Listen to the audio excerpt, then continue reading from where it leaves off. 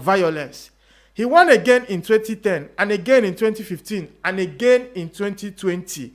Each election followed a familiar pattern: a fractured opposition, questionable results, and a stamp of approval from foreign powers who value stability over genuine democracy. In 2019, after massive protests, he passed a constitutional reform limiting a president to 2 terms. The world applauded, but it was a trick. The clock, he argued, will reset to 0. This allowed him to run again in 2020 and now has culminated in the 2025 power grab, where he abandoned the presidency altogether for a role with no limit. 20 years of his rule added to his father's 38. That's nearly 6 decades under one family, in a nation where the median age is just 19. Most Togolese have only known one name in charge. But a dynasty like this doesn't survive on its own. It needs protection from forces far beyond its borders. But how exactly did Western powers enable this absurdity for 58 years? That's what we decode next. Who protects a ruler when his own people demand he leave? In Togo, the answer is as clear as the strategic interest at play. Faure Gnassingbé did not tear up his country's democratic hopes in a vacuum. He did it under the silent, watchful eyes of his Western sponsors. Let's be clear, if a leader in a nation less aligned with Western interests has staged such a brazen power grab, global news headlines will scream dictatorship, sanctions will be threatened, embassies would issue stern warnings. But for Faure Gnassingbé, there's a strategic silence. This is because in a volatile West Africa, he is seen as a pillar of stability, the stability of Western interest, of course. He keeps the deep water port of Lomé, a critical logistical hub, open for international trade and military partners. He guarantees the reach of foreign security operations like America's AFRICOM network goes unchallenged. He ensures that French and other foreign corporations maintain preferential access to the nation's resources, from phosphate to cotton.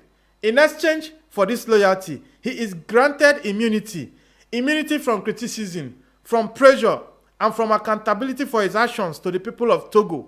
This is the blueprint of modern neocolonialism. It doesn't always require soldiers on the ground. All it requires is a compliant leader in a presidential palace, backed by constitutions they can rewrite at will. And Faure plays his part perfectly. Meanwhile, the people of Togo live with the sad reality. They pay for it in their crumbling hospitals, in their underfunded schools, and in the high unemployment that drives their youth to risk their lives crossing deserts and seas to migrate to the same country responsible for this chaos. Their future is the price of this power grab. France, the former colonial ruler and his most steadfast ally, has not condemned his new undemocratic charter because they enabled and actively supported it. ECOWAS have remained largely silent because they serve Western interests. The system isn't broken for those it benefits. It's working exactly as designed. The people of Togo understand this. They know the enemy is not just the man in the palace, but the Western powers that keeps him there. But the people of Togo have had enough, and they have a plan. Stay with me as we dig deep into the revolution currently sweeping across Togo to end this reign of terror. June 6th was Faure Gnassingbé's birthday. It was meant to be a day of state-sanctioned celebrations. But instead of praise and parades, he received a nationwide rebellion. From the capital Lomé to cities across the country, thousands of Togolese citizens poured into the streets. They defied a history of violent crackdowns, waving flags and chanting a message that was simple, powerful, and unified: pack and go. They issued a 72-hour ultimatum to a man who governed as if power is his birthright. This was not just another protest. It was a collective roar of defiance from a people who have been silenced for generations. After 58 long years of a single family's rule, citizens are no longer asking for change. They are demanding it. What makes this moment so potent is the energy of the region. A current of change is sweeping across West Africa, from Burkina Faso to Mali, from Niger to Senegal. A generation is rising up, demanding true sovereignty, leadership that serves the people, and an end to colonial-era arrangements that have kept their nations dependent. The call to reclaim national dignity is echoing across the Sahel, and now it has fully ignited in Togo. For years, the country was seen as too tightly controlled to break. Faure himself has famously avoided unscripted press conferences, ruling from a distance, shielded from the public. But that shield is now shattered. The symbolism of the date is powerful. His birthday, once a testament to his enduring power, has now become a marker of his rejection. Women's groups, trade unions, students, and the unemployed marched side by side, united by decades of frustration. They were not just marching against one man. They were marching for a new Togo, where leaders are chosen, not inherited, and where constitution is a sacred pact, not a personal tool. This may not be the end of the struggle, but it is the beginning of the end for the dynasty. Because once a people trade their fear for resistance, they rarely go back. But how has the Nasimbe family managed to hold down Togo for 58 years? I'll tell you, someone is paying for it, and that's what we unravel next. A dictator is never self-made. He is the product of a system that funds, protects, and enables him. But that system always comes at a cost. And in Togo, the bill is paid by the people in the currency of their daily lives. While Faure Nasimbe invents new titles for himself, ordinary Togolese navigate a reality of managed decline. It's a country where hospitals lack basic medicine, where teachers can go months without salaries, and where the youth face a crushing choice: unemployment at home or the perilous journey of migration abroad. A significant portion of the nation's talent is scattered across the globe, building future in foreign lands because their own government refused to create opportunities for them. This is not a result of mismanagement alone. It is the price of maintaining absolute control. To fund the security apparatus and reward the political elite, you must staff the public sector. To prevent dissent, you must keep the population struggling for basic survival, too exhausted to fight back. Meanwhile, Togo's wealth flows outward. The nation's strategic assets, particularly its vast phosphate reserves and the bustling port of Lomé, are locked into deals that primarily benefit foreign corporations and a small circle of regime insiders. The profits are rarely seen in national budget for health or education. According to reports, the regime has consistently used state security forces to crush any opposition. The pattern is well documented. Arbitrary arrests of activists, brutal crackdowns on peaceful protests, and the use of the judicial system to silence journalists and political opponents. The message from the top has always been clear: power comes first, the people comes last.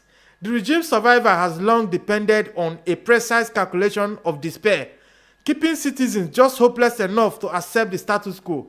But that calculation appears to have been a terrible misjudgment, because you can only steal a people's future for so long before their silence finally turns into a collective uprising. For decades, Togo was treated as a footnote in Africa's story of democratization, a small, stable autocracy quietly managed by a single family. But that chapter is now being forcefully rewritten. Togo is no longer an island of silence. It is joining a continental awakening. Something fundamental is shifting across Africa. From the streets of Bamako to the universities in Dakar, a new vocabulary is taking hold: sovereignty, dignity, and resistance. The Pan-African idea, once confined to speeches and history books, is now a grassroots movement. It is powering protests, influencing elections, and fueling a continent-wide rejection of the old post-colonial order. And after years of quiet suffering, the people of Togo are finally adding their voices to this chorus. The youth, who represent the vast majority of the population, are at the forefront. Having known nothing but the Nasimbe's dynasty, they are asking the question their parents were punished for whispering. Why, in 2025, is our nation still governed like a family business? Why do foreign capitals seem to have more influence over our fate than we do? Why are our natural resources enriching outsiders while we struggle for jobs and basic services? These are not just questions, they are indictments. This movement is about more than just replacing one leader. It's about dismantling the system that makes such leaders possible. Systems that have prioritized foreign interests over African prosperity. In that sense, Togo's struggle is not just isolated. It is a local battle in a continent-wide war for a second independence. This is what terrifies the old guard, both at home and abroad. Because the fall of one long-standing ruler is never just about that one country. It sends a shockwave to other capitals where leaders have grown comfortable in power. It tells them that the era of the eternal president is dying, and it proves that democracy is not a gift from the West, but a weapon that can be forged by the people themselves. Every regime, no matter how entrenched, has an expiration date. Some end in a hail of bullets, others end at the ballot box, and some simply collapse under the immense weight of their own illegitimacy. For Fare Nasimbe and the dynasty he represents, that moment is drawing dangerously near. You can bribe generals, you can jail journalists, you can silence political opponents and rewrite every law in the book to serve your ambition. But the one thing no ruler in history has ever managed to do is to kill an idea whose time has come. And the idea that has taken root in Togo is devastatingly simple.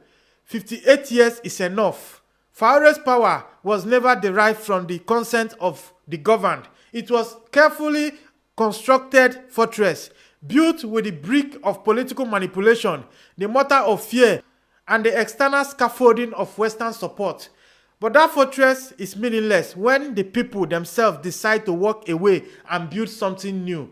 The crowds in the streets of Lome are no longer just angry. They are awakened.